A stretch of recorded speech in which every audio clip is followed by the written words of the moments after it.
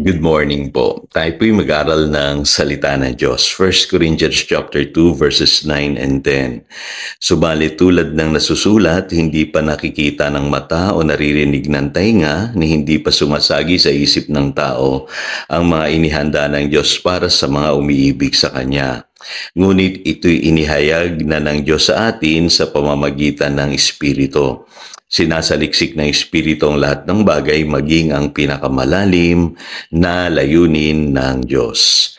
Step into God's wonderful plan.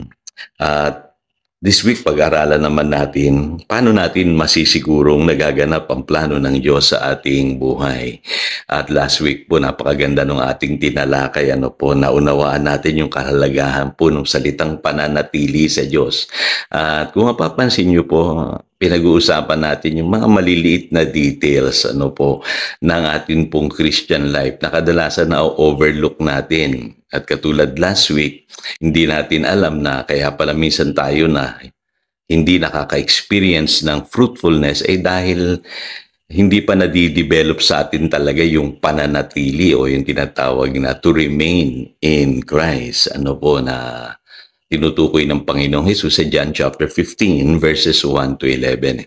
Kaya minsan narinig ko yung dalawang Kristiyano nag-uusap. Sabi ng isang Kristiyano, bakit kaya hindi nangyayari yung mga blessing na yan sa aking buhay? Ang sagot ng isang Kristiyano kasi absent ka ng absent alam niyo po, sa totoo lang, nakakatuwa man isipin, pero may kaugnayan po pala at may katotohanan yung sinabi po nung isang Kristiyano, na minsan doon sa mga maliliit na detalye doon tayo nagkakamali or sumasabit Katulad nung pananatili, kaya yung fruitfulness nandiyan na sana, kaya lang minsan po tayo talaga ay inconsistent sa ating paglakad sa Panginoon.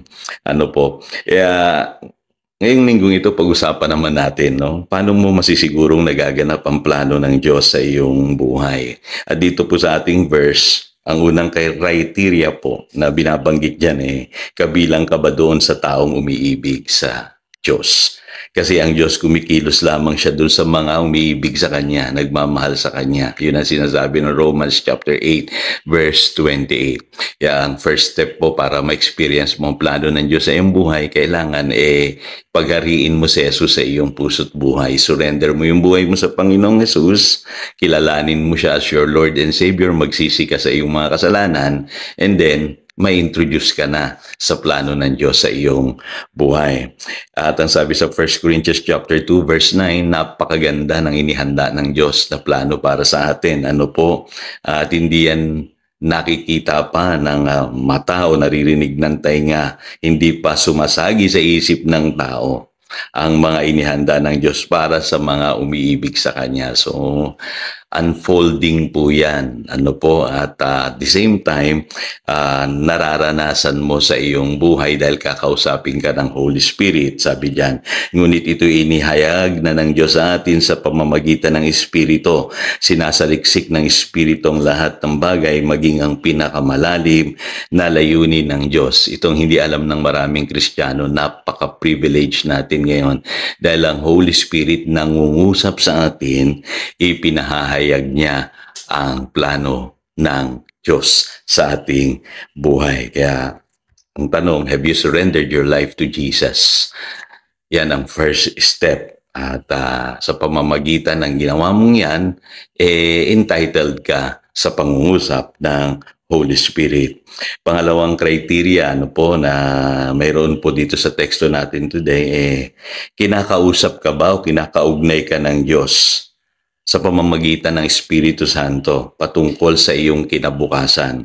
Alam niyo ba ang ministry ng Holy Spirit? Ang sabi po sa John chapter 16 verse 13, papatnubayan niya kayo sa lahat ng katotohanan galing sa Diyos. Ipahahayag niya sa inyo ang mga mangyayari sa hinaharap. Siguro familiar na kayo doon sa unang sinabi, Ang sabi diyan, papatnubayan tayo ng Holy Spirit. Pero alam niyo ba na isa rin sa pinaka-evident na ministry ng Holy Spirit sa buhay ng mga Christian ay yung ipapakita niya sa iyo yung mangyayari sa hinaharap.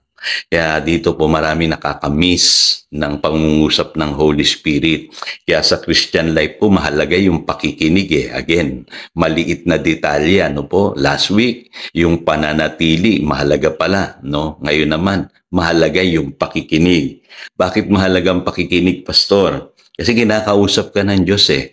Nangungusap pa rin ng Diyos sa panahon natin ngayon. Yun ang sinasabi ng Hebrews chapter 4 verse 7. At kadalasan po may naririnig kang tinig.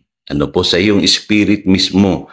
Parang may nagsasalita sa iyo na pinupush ka, ini-encourage ka, no? At kadalasan meron ka ritong tinatawag na holy discontent. Ano ba yung holy discontent? Yung parang, alam mo, may mangyayari pang maganda sa buhay mo eh. Something bigger, something greater. Pero ngayon, hindi pa nagaganap. Kaya, alam mo, meron pang something greater and something bigger na darating sa iyong buhay. Maintindihan niyo yung sinasabi ni Apostle Paul sa Philippians chapter 3, verse 12 and 14 na I press on towards the goal. No? Kahit narating niya na yung mga ibang bagay sa buhay niya, meron pa rin siyang alam niya na gagawin niya or pinagagawa sa kanya ng Diyos sa buhay niya at mararanasan niya. Ganon din po tayo, iba-iba lang tayo ng calling. Pangatlo, mapapansin ninyo ano po, ang pakikinig sa Holy Spirit kasi ay bibigyan ka ng Diyos ng pasilip or glimpse kung ano yung mangyayari sa inyong buhay. Ito hindi napapansin ng iba pero sa inyo pong buhay, merong mga pangarap, visions, dreams na pabalik-balik. Minsan nga inilibing nyo na, itinago nyo na eh. Pero nagtataka kayo, bakit kaya paulit-ulit sumasagi sa isipan ko, bumabalik sa akin? Kasi ganyan po tayo kinakaugnay ng Holy Spirit. Sa Acts chapter 2 verse 17, through dreams and visions. So hindi aksidente yung mga pangarap na yan, yung mga visions na yan, yung mga dreams na yan. Kapatid, kinakaugnay ka ng Diyos sa mga posibleng mangyari pa sa iyong buhay. Kaya huwag kang panghinaan ng loob. Kailangan ay maging sensitive ka sa pakikinig sa Holy Spirit. At ako'y naniniwala, mararanasan natin na pumasok dun sa magandang plano ng Diyos sa ating buhay. Tayo po'y manalangin. Dakilang Diyos, salamat po sa pag-uusap namin today through your word. At alam ko, kinakaugnay mo kami na may plano ka pang maganda sa buhay ng aking mga kapatid. Kung kami makikinig kamang sa Espiritu mo, Panginoon, mararanasan namin kung ano talaga yung gusto mong sabihin sa amin at ipagawa sa amin. Turuan mo kami, gabayan mo kami, pagpalain mo kami. Yan ang aming panalangin in Jesus' name. Amen. Again, ito si Pastor Jojo, nagpapaalala upang daluyan tayo ng pagpapala, manatili tayo sa kanyang salita. Good morning.